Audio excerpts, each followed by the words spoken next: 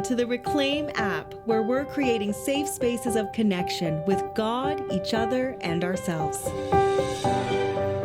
Hello to our listeners, those who are journeying with us as part of the Reclaim community, and those who may be listening for the first time. It's good to be back, Liz. It is. After a little time of rest, after Easter, my family and I were on spring break. And then, of course, we all got colds and we were down for another week. It's always the way. I like how you explain it. Of course we got colds.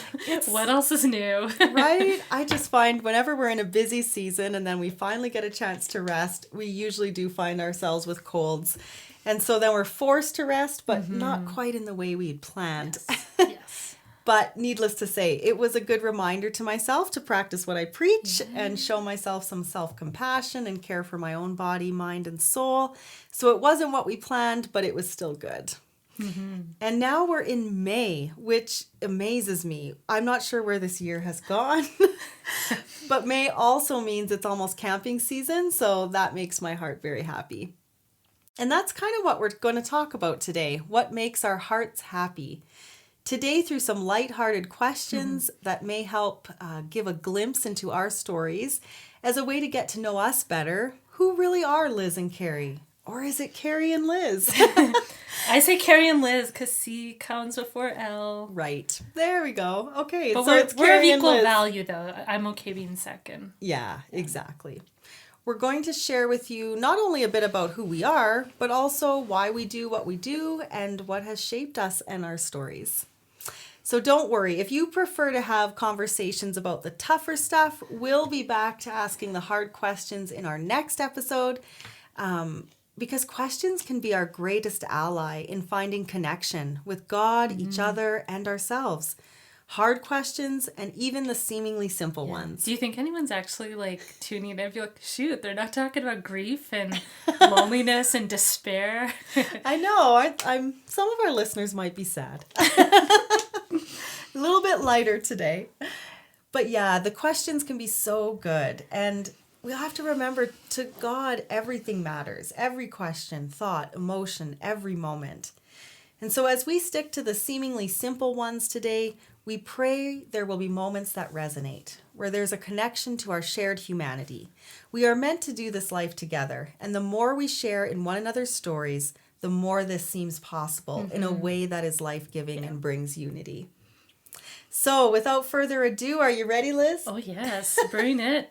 I don't know if you all remember, but a couple episodes ago, Liz put me in the hot seat with a quick this or that game.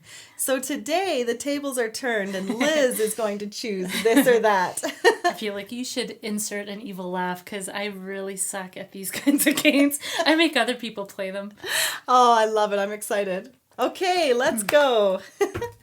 This or that. Favorite kind of cake, chocolate or vanilla? I want to say pie. Genre of music, alternative rock or dance? Alt rock, for sure. Pizza or roast beef meal with all the fixings? It's totally pizza. Yes, I agree. Video game or board game? Board games, unless I'm playing with my nephews and niece, and then it's video games, because they mock me mercilessly. Nice. You suck, Auntie. Hiking or running? Oh, this is the worst. Hiking. Okay. And favorite choice of season between summer and winter? Summer. Fall or spring? Autumn. Fall. I know I'm trying to correct your language. That's nice. Fall. And final question. I know you like the show Friends. Me too. Just a little bit. So this is a this, that, or that question. Chandler, Joey, or Ross? I was like, if this is for a roommate, it would be Joey. Because Nice. Ross would drive me up the wall. Oh, he's very high maintenance. And Chandler, I think, is hilarious, but I think his sarcasm would get to me after a while. Yeah. Yeah. All right. Joey, he's lighthearted. Very nice. Good work, Liz. So fun to get a glimpse into what makes you happy. So, with that said, we wanted to start off with just where I wanted to start off to get to know you, Cari, and find out, these days, what would you say you've been finding are life-giving activities for you? What, fills you up? Well, it's always my family first and foremost. My husband's, my girls, my husband's. I have one husband, to clarify. This whole episode is taking us down a path I was not expecting today. Me neither. Okay, so my one husband, my two girls, and my doggy. As a family, we are blessed to truly enjoy each other's company. Underneath, we're the best of friends, and we do prefer to do things together rather than apart. And so we find ourselves in a new chapter with a teenager and almost 10-year-old. So we have like little women, so to speak. Yes. And it's fun, but it's also demanding. My husband and I are realizing we don't have our quiet time at night anymore, as they go to bed at basically the same time we do. And even if we start bedtime routine at 8:30. But there's also lots of talking happening in our house now, much to my husband's dismay. So there's a lot of nights I feel like a full-time counseling therapist, Liz. I believe it. But I have 3 sisters, so... Oh, yeah, you do get it. You get it. Yep. Awesome. So along with family time, I really like to find quiet time through yoga, and just finished another 200-hour teacher training certification.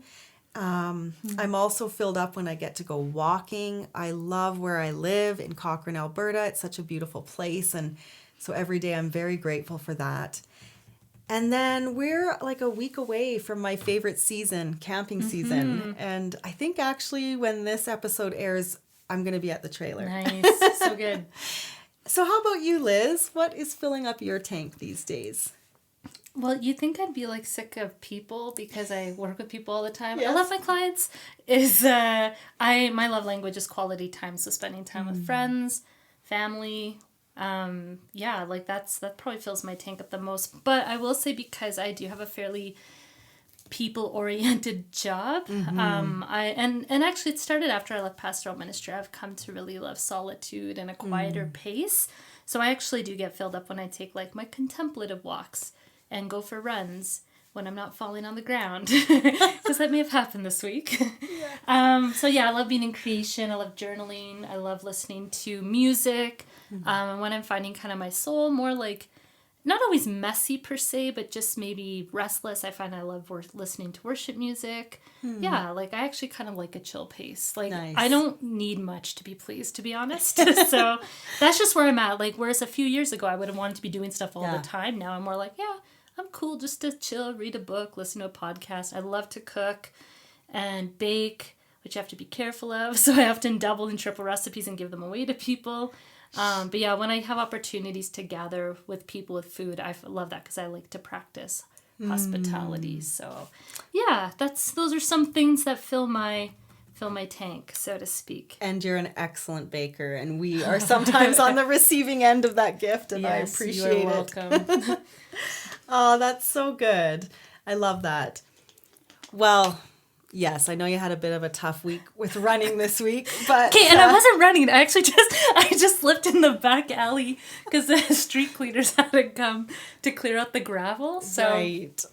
It was literally just standing. Well, I was going to say, I am not a runner. I love walking, but running for anything longer than a short burst is not for me.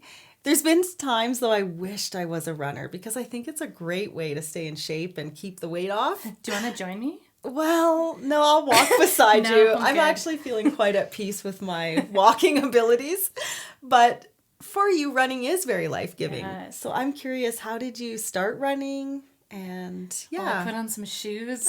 well, obviously. Left the house. When did you start running? So I was never someone into track. A few of my siblings were into it growing up. I actually didn't buy like my first pair of running shoes till I was like running shoes for the intention and purpose to run till I was 19. Okay. So at this point it was like spring, end of winter in Ontario. I was working in a town called Bancroft, Ontario at a camp.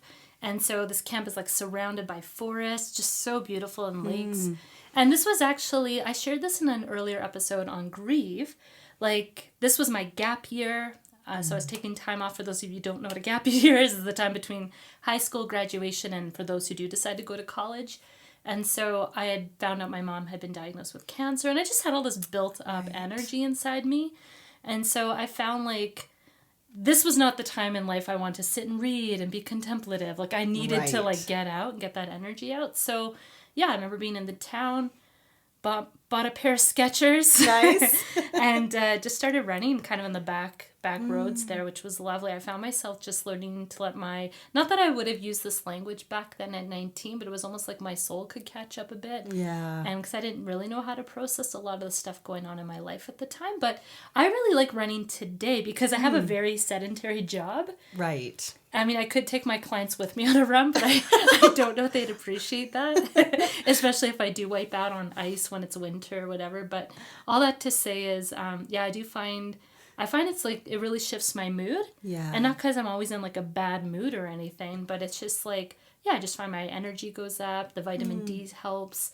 I feel more at home in my body. And I actually don't even do it to manage weight so much. For me, it's just, I do like to feel strong, but I just find I like the challenge of being able to run an extra 20 seconds or minute. Yeah. Nice. I just find it very freeing. That's awesome. Yeah. I get mocked for it. Someone's like, "What are you running towards?" I'm like, "Well, nothing in particular. I just like to go." So. Oh yeah, I think it's great, and I could definitely see it being so beneficial. Like, if you're going through stuff, right? Yeah. Just to. And sometimes you'll get the odd person who like it's usually older people, men and women, who will be like, "Good job!" Like election people. They're encouraging you. Good job. Well, I shared earlier with you that you don't always get that when you're running. So. No. Yeah.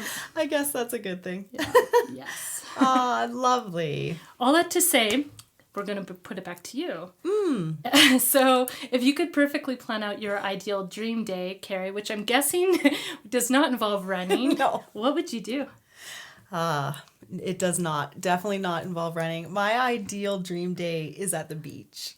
Specifically, Birch Beach, Kookanusa, or Jamaica. Those are my Take three your happy pick. places. Yes. I enjoy resting in the sun with a good book, a nice cold beverage, and my family enjoying the water and sand. To me, that is the good life. Yes. Lovely. But another ideal day that's maybe a little more accessible is a retreat day at Kingsfold Retreat Center, which is just about 30-40 minutes from my house here in Cochrane. I can attest to that. You and I spent some time there together. It's lovely. Beautiful. One of my favorite places.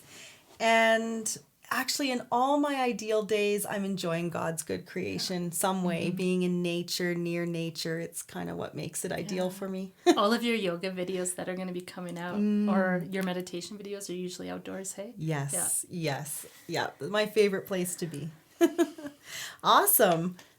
What about you, Liz? Maybe I'll word it a little different. How about if money were no object? Where would you go? Where would you travel, live? Yeah, I was surprised by my answer because I actually thought about this this week. And normally I would have responded to Europe because that's like my dream continent. Okay. I love history. Although every country in the world has history and every continent has history. But like my mom's roots are there. And so I was like, oh, it'd be so good to see architecture. I love old churches. I love the smell of old things. But this week, as I was sitting with it, if money was no object, I actually think what I would love to do and what would be so life-giving for me at this point in my life is literally visiting people I haven't seen in a while. And so that would be like me doing honestly in a road trip. Some of it might involve flying, but for the most part, road trip, music, maybe take a friend. Yeah. And just seeing a bunch of friends that I haven't seen in a long time, seeing their kids growing up. Like some of my friends have kids that are like teenagers now. And yeah, so I'd love to do that. Just spend time in people's kitchens over coffee, tea, treating, well, because I have all the money in the world, right? That's right. So, yeah. Money's no so object. I treat everyone to food as I like to do. Yeah, and just do fun day trips with friends. Love it. And then if I have some energy left over, I might throw in Europe at the end. That's right. Money's no object. Money's no object. I just thought about that because I as much as I'd love to see more of the world, because I haven't traveled tons at this point in my life, I feel like being around people is what would be more enjoyable. Yeah. Like my people I haven't seen in a while. I could see that. Yeah. Well, and especially coming out of these last few years, right? Yeah, exactly. Yeah. The need for that special time is important. Yeah. I love Very it. true. I love it. So now, Liz, one of the things I've always admired about you is your reading ability. You read a lot, in my humble opinion, and some great books. Anything really good that you're reading right now or listening to? I feel so giddy today. Oh my goodness, like I can't stop laughing. Because I think it's just thinking back to our rehearsal doing this piece earlier. The first book title is just so long. But before I get into that, what I was saying to you earlier, Cari, is I often like to have like a fiction book because I don't read a lot of fiction anymore. Right. I grew up reading a lot of classic fiction, but I try to have a fiction book, a psych counseling book, biography, and then like a book on like a theology book or a book on spirituality. Those are kind of the 4 that I usually have on the go. Okay. I finished 1 book yesterday, so I'm down to 6. And I just want to say my attention span is less these days, so I read quite slowly. So I read a lot, but I tend to pick books that are slow chews. Yeah. The title of the first one is Healing the Fragmented Selves of Trauma Survivors, Overcoming Internal... I can't even get through it. Internal self-alienation. Wow, that sounds Fisher. like such a nice, relaxing book. I do not read it right before bed. Okay. But it's really good. So that would be I'm sure it is. counseling psych book on trauma. I'm reading John Mark Comer, who I love. I've read a couple of his books now. He wrote the book, The Ruthless Elimination of Hurry. So he's like my favorite kind of pastor. He just is all about, let's slow it down, people. And I love it. Yeah. I'm reading The Restless Heart, Finding Our Spiritual Home in Times of Loneliness. Nice. By Ronald, I think his last name's Rollheiser. He's a Catholic priest. Okay. And this one, I feel like I've been reading for 95 years, even though I'm not 95. So this is my fiction choice, and it's The Hunchback of Notre Dame. Yeah. And honestly, by Victor Hugo, and it's the most boring book of life, Cari, I swear. Like, really? I read Les Mis years ago, and it's one of my favorite fiction books. I cried my way through it.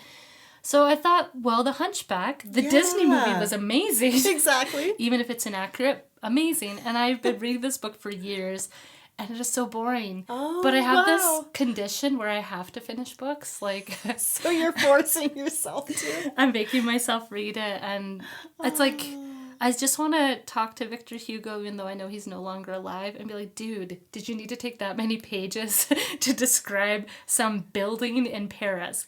Get there faster. So anyways, I'm not promoting this book very well. And I'm really sorry if it's your favorite, but... No, I haven't read it. I did like the movie, but I haven't read the book. Yeah. So good to know. Also the Disney movie? Yes. That's what I need. I need some musicals going on when I'm reading it. I'm almost done though, so I'm going to do it. Cool. Even if I'm 49 by the time I finish. So... Are you listening to anything? Yeah, and I'm not currently listening to a lot of podcasts at the moment. The ones I've listened more recently include The Emotionally Healthy Leader, which is Pete Scazzaro, the Being Known podcast, which is Kurt Thompson, John Mark Comer's teachings. He does Practicing the Way. Right. So he actually talks a lot about spiritual practices like fasting, stuff we've been processing. And then I also really like Emily Freeman, who does The Next Right Thing. Okay. She's all about structuring, organizing your day. Yeah, with purpose. Well, and of course you're listening to the Reclaim podcast. All the time, every night. I love hearing our voices as the last thing I hear before I go to sleep. I agree. It's my favorite. That is a lie. But I do listen to it just to, support. Yes. Awesome. So, Cari, I'm curious for you. What are you checking out these days? Yes. So I'm not an avid reader like Liz, although I would like to be. And I do love reading. It's more just about being more intentional about it. And I have a nice pile of books growing by my bedside that I keep saying are my summer reading. But summer really isn't that long here in Canada, so I think I need a new plan. But recently, to be honest, the best book I've read recently is called The Whole Language by Father Gregory Boyle. And it's all about the extravagant love of God. And it's extravagant. Yeah. And so actually I did need to read that one quite slowly to even receive that kind of love. You quoted him in one of our previous episodes. Was it from that book? Yes. Lovely. Yeah. I just love it. It's quite breathtaking. I'd highly recommend it. Breathtaking. Yes. It's a great description for a book. And then recently I reread Atlas of the Heart by Brene Brown, which I think is a must-have in any household. case I haven't mentioned this before. Right next to your Bible. Yes, exactly. So this book talks with great detail and study about 87 emotions that make up the human experience and how they impact our connections, both positively and negatively. And so, yeah, I find that one's a book I keep kind of going back to. There's so much good stuff there. I've also been in yoga teacher training for the past 12 weeks. So I've been reading hundreds of pages on anatomy, the language of Sanskrit, postures, poses, and many other great things. I can appreciate what you don't have a lot of energy maybe at the end of the day. To do more reading, no. So, yeah, so that's where I'm at. Listening, I do like podcasts. I really like listening to podcasts when I'm driving. Right now I'm listening to Kate Bowler's podcast, Everything Happens. As well as Brene Brown's Unlocking Us, which I have listened to, I think, most of the episodes, but I keep going back because, again, just some really good stuff. Yeah.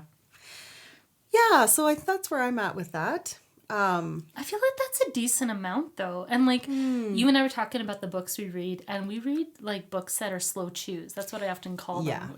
Yeah, like exactly. They're not even necessarily hard to understand sometimes, but you almost, like, I'll read a couple of pages of something and be like, oh. Whoa. Yeah. Mind blown. Need to process some of it. And then I journal about it sometimes, so it takes a while. Exactly. So 7 or 6 books might sound impressive, but as I said, The Hunchback I've been reading for it's a long time. Oh, and then Strong Like Water. That's on my list for this summer too. I'm excited about that one. Nice. Awesome. Yeah, so how about I ask this one? Oh, am I totally skipping you? But actually, I will ask you. Apart from babysitting and household responsibilities, I'm curious what your first paid job was.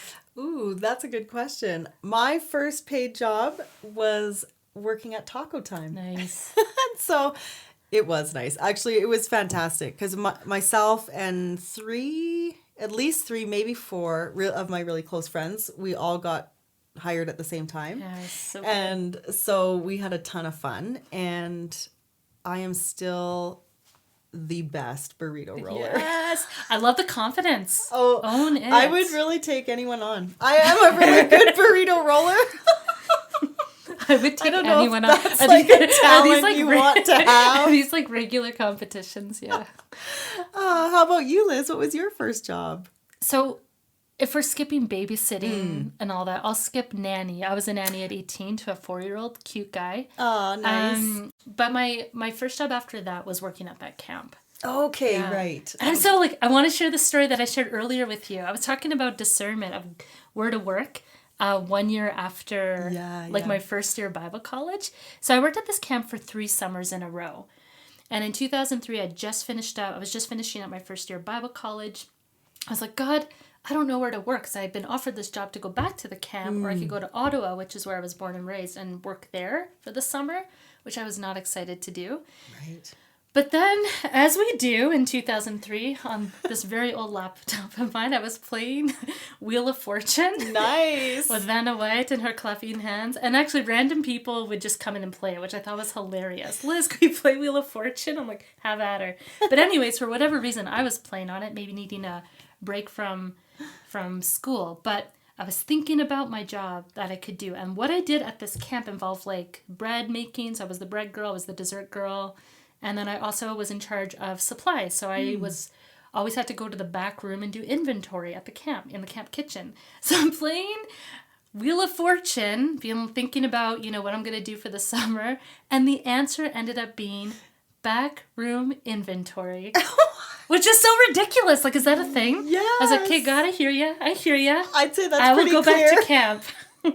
When people say God doesn't speak, He speaks to me in most ridiculous ways, and that sometimes is one. Wheel of Fortune. I love that. That's such a great story, and I would say that's a pretty clear answer. I wonder what I should do. God's like, get there faster. Yeah. Okay. Now we're going to this is going to be like the longest episode ever if we can't get through these questions. No. But anyways, so we finding out, like, your first job was Taco Time. Mm-hmm. Your current job is pastor. And also, like, business owner. Can I say that? Is that what you are with Reclaim? Founder. Founder. The founder. I'm curious, what misconceptions have you experienced as a pastor? Well, if there are any. oh yeah, no, there's none. The biggest one that comes right away is that, did you know I only work Sunday mornings for 2 hours? Well, we need to talk to you about your slothfulness. Yes, right? Yeah. So, yeah, I think that's honestly like probably the first biggest misconception is that we do only work Sunday mornings as pastors. Yeah. And truth be told, we are on call 24 hours a day, 7 days a week. Yeah. So it's actually quite the opposite of that. I think the other big misconception is that I'm not human. I'm somehow above, or I have like a more direct line to God. Yeah. What have you, like, and practically, how has that shown up? Because I'm guessing no one comes up to you and like, whoa, yeah, you're not a human being. I think it comes like, certainly in introductions. So I love being a pastor, but one of the things I don't love is being in a group setting where everybody's asking people what they do. Because when I say pastor, I'm just picturing you slinking away in the corner. And I don't want to, but it's because that answer can create a response for people. Sometimes people will literally move away from me, and so other times they start to confess all their sins to me and would like to have a counseling session right then and there, which it's not always the right time, nor do I have the capacity all the time. And then I think like, I don't know, I think it's just that response. I will say though, sometimes the response is beautiful and people are curious and have questions. I think as a female pastor, that also brings up questions for people. People are more used to seeing male pastors. So it depends on like the denominational background. Okay? Yeah. But I would say more often than not, it does create an opportunity for good conversation and questions. This is just coming to you. Have you been asked, like, as someone who was working like full time in a church setting, have you been asked like how you balance motherhood and wifehood with? Oh, for sure.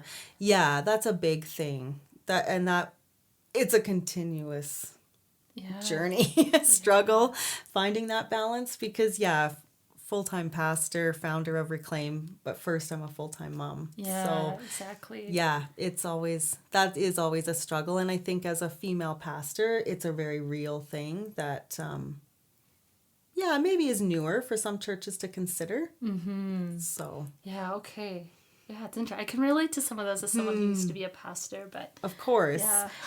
And how about you, like in your line of work now as a counseling therapist? What are some of the misconceptions that come up? Yeah, so some misconceptions that come up for me is that just upon like meeting someone for the first time, like not necessarily sometimes in the consultation, because the consultation is, I do a 20-minute free one just to connect, to help this potential client see if I would be a good fit for them. And if what they're going through is something I believe I've had adequate training to help them with. But I've noticed a misconception in like the first session that can come up, and I usually try to clear this up in the consultation, is after just sharing some pieces of their story, and keep in mind it's an hour.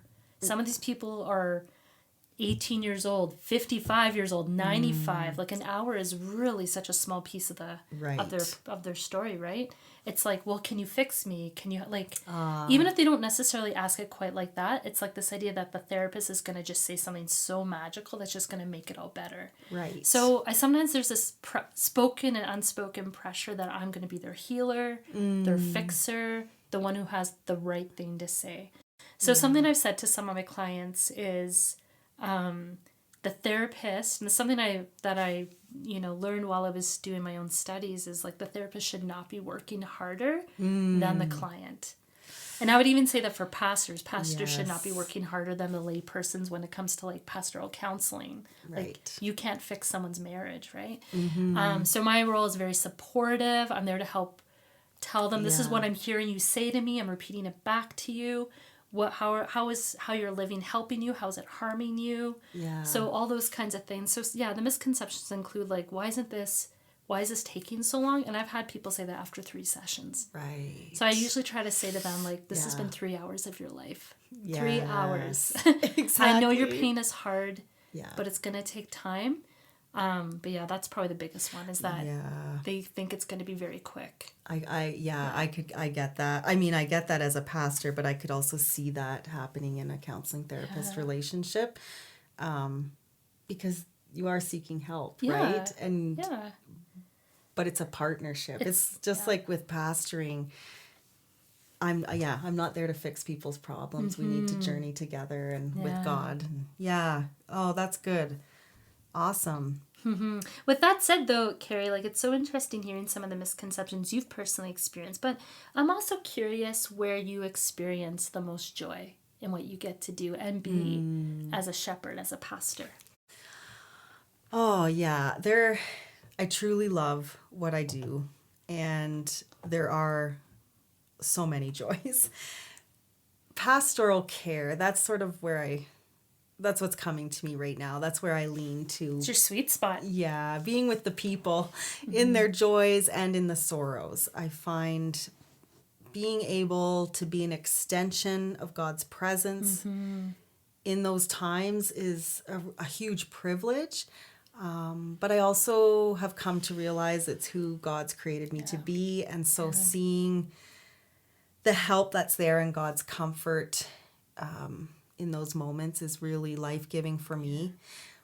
I also love to share the love of God with people. So that's like the biggest message for me, is the love of God. Sometimes I think that maybe gets lost, and we forget that God is love, and that's the most important thing. Well, and especially when you're sitting with people who are going through really Yes. painful stuff. That's not often the time where we initially think about the love of God. Definitely not. No, and especially if we're having a hard time loving ourselves or receiving love or anything like that. Yeah, so helping people connect to that truth of being loved exactly as they are, exactly as it is. You don't need to earn it or change. God loves you right now. So when there's that kind of moment and people make that connection, it's a beautiful thing, and it brings me a lot of joy. And then I love my senior friends. I love hanging out with the seniors. And now we're doing yoga together, which is really fun. And you know what I get the most out of hanging out with my senior friends is their stories. They're just so inspirational. I mean, they've been through a lot, you know, and to see their faith and their strength, and it's pretty amazing. It's like a mutual sharing that happens, hey? Yeah, very much. So yeah, I'd say those are that's what comes to mind right now. I don't know if I am putting you on the spot, which I've done a couple times today. That's okay. That's how my brain works. Stick to the script. You said that you were called something. Was it while you were in seminary? Something about being the people's... Yes, in seminary, my cohort and dear friends and my mentor, they named me the pastor of the people. I love it. Yeah, it's yeah, so good. It stuck. When they said it, I kind of laughed, right? But then they just kept saying it, and I kept realizing, yeah, like that's where my heart really is. That's what drew me to ministry in the first place, is the people. Yeah, and exactly. being with the people. So. And that's authentic, because even though I know people have said that you're a gifted speaker, like preacher, you shine in a sense when you're sitting in people's stories. Yes, I think that's where I like to be. Yeah, that's where I like to be the most. How about you? Where's the joy in your work? Where do you find that? It's so funny, because like the amount of times I've asked, how do you do that, Liz? How do you sit with stuff like that all day long? For sure. And I'm like, well, I don't all day. Like I'm someone who who can only do so much in a day. Like I find if I was to sit with 7 or 8 clients, that would be way too much. Yeah. For me, and it's not because people are too much. It's just I take their stories quite seriously, and I have to do my own work to be able to make sure I'm not bringing those to bed with me at the end of the night, so to speak. Exactly. So, but where I do find joy is it's honestly the fact that people are coming into therapy and having the courage to start to talk. Amazing. It's actually such a sacred privilege, because in some cases they're telling me, Liz, I've never said this to any other person. Wow. Right? And it's not like they've been on the planet for 3 years at this point, right? Like it's they're some of them said, I've never told my spouse this, but I want to. Yeah. And so I'm often the first person they're starting to take that risk with. Wow. So I find the joy is just the sacred privilege of someone sharing their life with me. That's beautiful. Which is amazing. And you've talked about like sharing the love of God. So even though as a counseling therapist, I'm not necessarily talking overtly about Jesus. Right. God has called me to be the presence of Jesus in the world as part of the body of Christ. And so just even being a presence, which again, I shouldn't have to say this, but I will. I do it imperfectly, especially if I'm not dealing with my own stuff. I can sometimes inadvertently bring that into a session and get in the way of a client's process, even if they have no idea that's happening. Yeah. I'm usually where it's happening. But I think that idea of just like helping clients see what I believe God sees. Yeah. Right? Like even just being quiet and not even speaking, using any words. I've had clients in a consultation, again, 20 minutes, who just cried. Like, I've never had someone just sit and just ask me questions and listen like this. Like, there's something different about this. Yeah. I find that brings me a lot of joy. I've actually said that to clients when they, because everyone always apologizes for crying. Like, I said, I love when people cry, which I know that might me sound crazy, but I love it because I find tears so healing. And so I find joy when people take steps to be vulnerable like that. I think it's such beautiful. A gift. Yeah. And just the fact that you're creating those safe spaces, Liz, that's huge. And I think, what you said there just reminded me, like, when you see that shift in someone, when they start to maybe see themselves like God does, we often use the word belovedness. Beloved, exactly. Belovedness. Like, when you start to recognize that someone else is recognizing that for themselves, I don't think there's anything better.